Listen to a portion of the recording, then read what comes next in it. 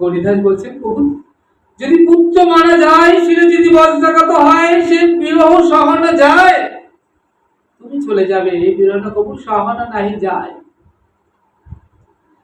বাবু বলেন, বেশ গরিদাস, তুমি তাহলে একটা কাজ করো, গৌর নিতাই দুটি মূর্তি বানিয়ে নিয়ে এসো। সেই দেখুন গৌরীদাস গৌর নিতাইয়ের দুটি মূর্তি তৈরি করে আনা হলো কাঁঠাল কাঠের। এখন বললেন, গৌরীদাস, এই যে দুটো গৌড়ে নিতাই, তুমি এর সেবা করো, আমরা এবার নবদ্বীপে চলে যাই। গৌরীদাস তাকিয়ে দেখছেন গৌড় নিতাইয়ের দিকে। বললেন, প্রভু আমি এই গৌড় নিতাই সেবা করব না। বললেন, কেন রে, কেন কেন করবি না?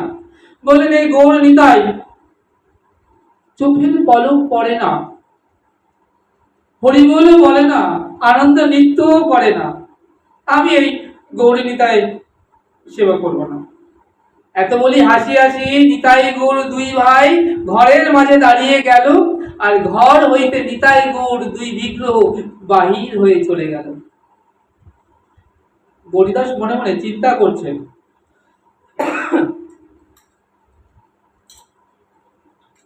যে আমি ঠকলাম না তো? গৌর নিতাই দুটি ভাই চলে যাচ্ছে, তাকিয়ে রয়েছে, একবার বাইরে তাকাচ্ছে, ঘরের দিকে তাকাচ্ছে, দেখছে ঘরের মধ্যে যে গৌর নিতাই দুটি বাহু তুলে দাঁড়িয়ে আছে, চোখেরও পলকও পড়ে না, হরিবোলও বলে না, নৃত্য করে না।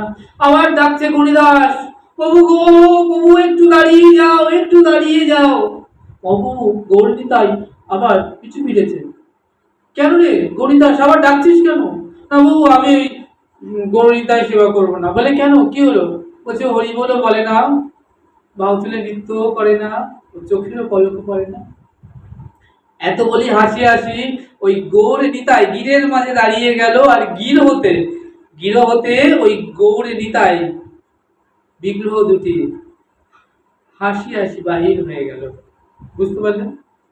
সেই গৌর নিতাই আজও রয়েছে গৌরীদাসের ঘরে বাঁধা। ওরে গৌরীদাসের ঘরে বাঁধা নিতাই গোরা, কে দেখবি তোরা, আয় আয় ছুটে আয়। আজ তার ঝলক দর্শন হয়। ঝলক দর্শন কেন হয়? তুমি যদি এক দৃষ্টে নিতাই গৌরের দিকে তাকিয়ে থাকো, অন্তর থেকে তুমি ডাকো যে এসো আমার গিরে, এসো, পিছিয়ে পিছিয়ে চলে যায়। বৃন্দাবনে যেমন বাকি বিহারী, তোমরা বাকি বিহারীজিকে জানো? বাকি বিহারী কিন্তু মন্দিরে থাকেন না, আগেও অনেকবার চলে গিয়েছেন। কোনো ভক্ত যদি অন্তরে শুদ্ধি অন্তঃকরণে ডাকেন, মন্দির থেকে তার পিছু পিছু চলে যাবে। সেই ঝলক দর্শন হয়, মানে বেশিক্ষণ তুমি যদি একনিষ্ঠ ভাবে তাকিয়ে না তাকে ডাকতে পারো, এই পর্দা দিয়ে দিল ঝলক দর্শন, আবার দেখাচ্ছে, আবার মানে তুমি যেন একনিষ্ঠ ভাবে তাকে ডাকতে, তাকিয়ে তাকে আরতি না করতে পারো, তাই না? সেই বাকি বিধি যেমন ঝলক দর্শন হয়, তাই গৌরীদাসের পণ্ডিতে নিতাই গৌরের ঝলক দর্শন হয়। সেই গৌরীদাস পণ্ডিত, এই গৌরীদাস পণ্ডিতের শিষ্য হৃদয়ের চৈতন্য ঠাকুর। এই হৃদয় চৈতন্য ঠাকুরের কাছে একটি ছোট্ট বালক এসেছে, এসে বললেন, গুরুদেব আমি বড় দুঃখী। বললেন, কেন রে, কেন, কি হয়েছে? বললেন, এই জগতে আমার মাও নেই, বাপও নেই, কেউ নেই আমার, তাই আমি গুরুদেব আপনার চরণে এসেছি। আপনি আমাকে আপনার চরণে স্থান দিন, আমাকে দীক্ষা দিন, আমি আপনার চরণেই থাকতে চাই।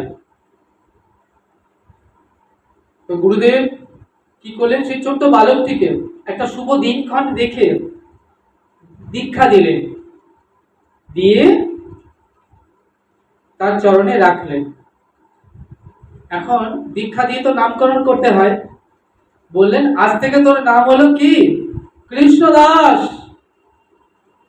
শোন, এই জগতে সকলে মায়ার দাস, স্ত্রীর দাস, পুত্রের দাস, বিষয়ের দাস, সংসারের দাস, কিন্তু তুই হলি আজ থেকে কৃষ্ণের দাস।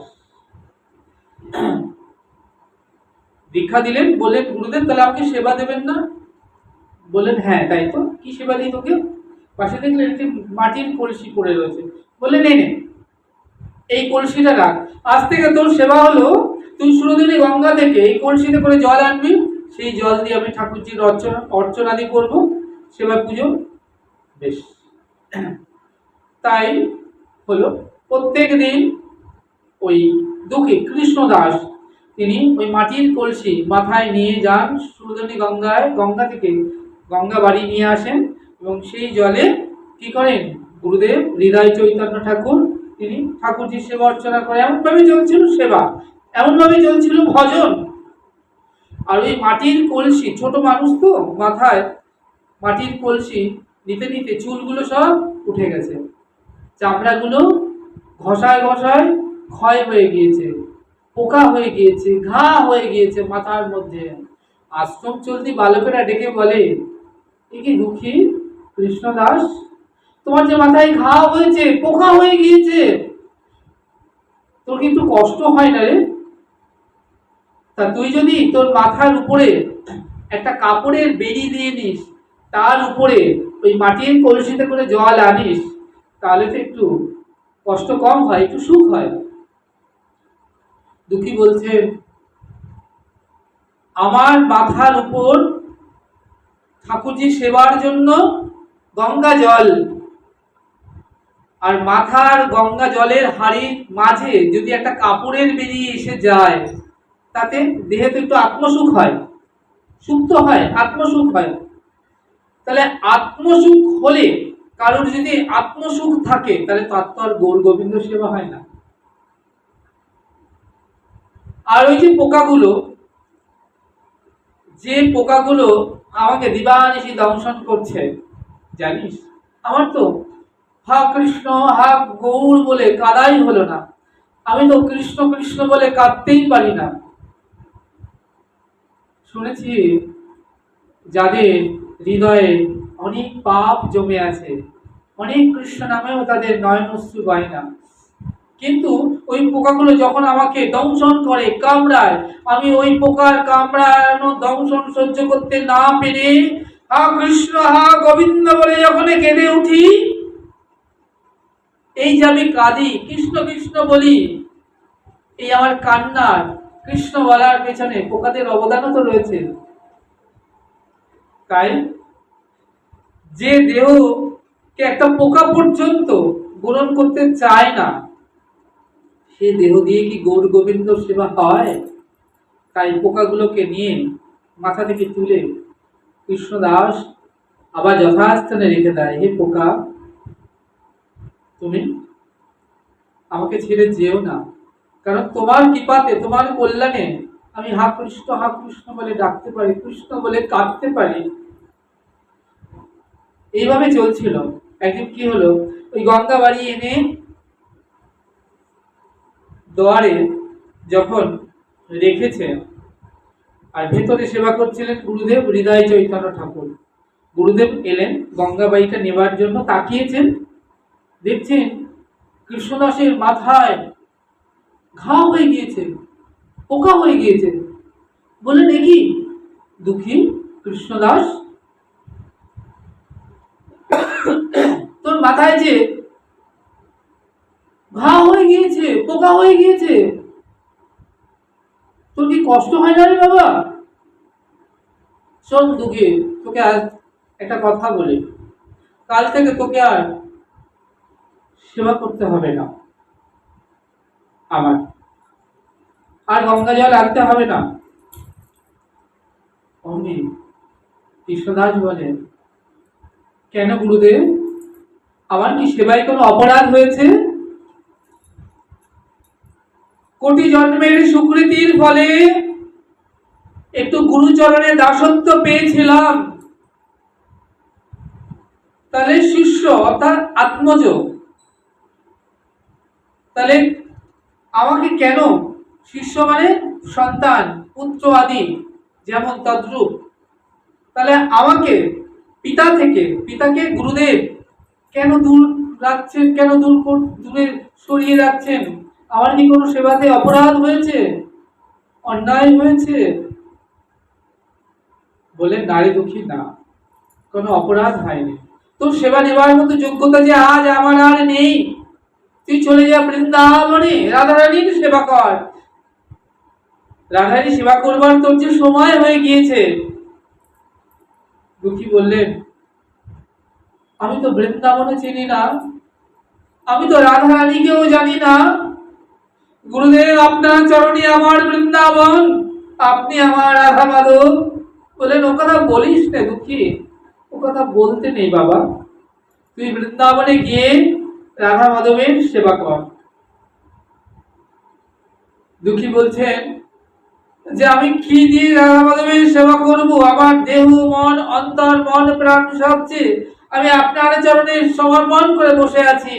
দীক্ষা কালে শিষ্য করে গুরুচরণে আত্মসমর্পণ, সেই কালে কৃষ্ণ তাকে করে আত্মসম। তাহলে দীক্ষা কালে আমরা তো আমাদের মন প্রাণ গুরুচরণে সমর্পণ করে দিয়েছি, কমপ্লিট সারেন্ডার, পূর্ণরূপে সমর্পিত। আমি যে আর আমার নই, আমি যে গুরুদেবকে দিয়েছি আমার এই দেহটা।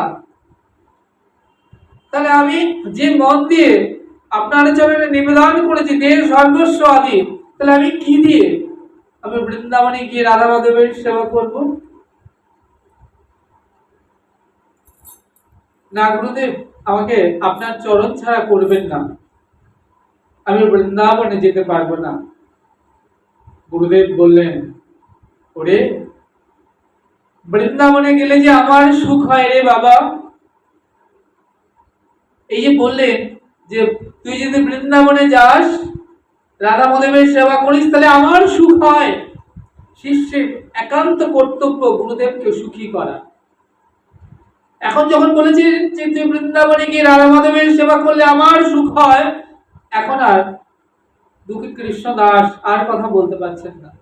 তাই গুরু আজ্ঞা শিরোধার্য করে দুঃখী কৃষ্ণ দাস তিনি বৃন্দাবনে যাবেন। তাই গুরুদেব যখন তাকে আলিঙ্গন দিলেন, তার কৃপার করুণার হাতটি দুঃখী কৃষ্ণদাসের মাথায় স্পর্শ করলেন। দেখতে দেখতে দুঃখী কৃষ্ণদাসের মাথার ঘা সেরে গেল গুরু কৃপায়। সে একদম সমস্ত ঘা থেকে মুক্ত হয়ে গেল। তখন গুরুদেবকে প্রণাম করে কৃষ্ণ নাম করতে করতে, কেশব মাধব দীন দয়াল, হে গোবিন্দ হে গোপাল, কৃষ্ণ নাম করতে করতে দুঃখী চলেছেন বৃন্দাবনের উদ্দেশ্যে।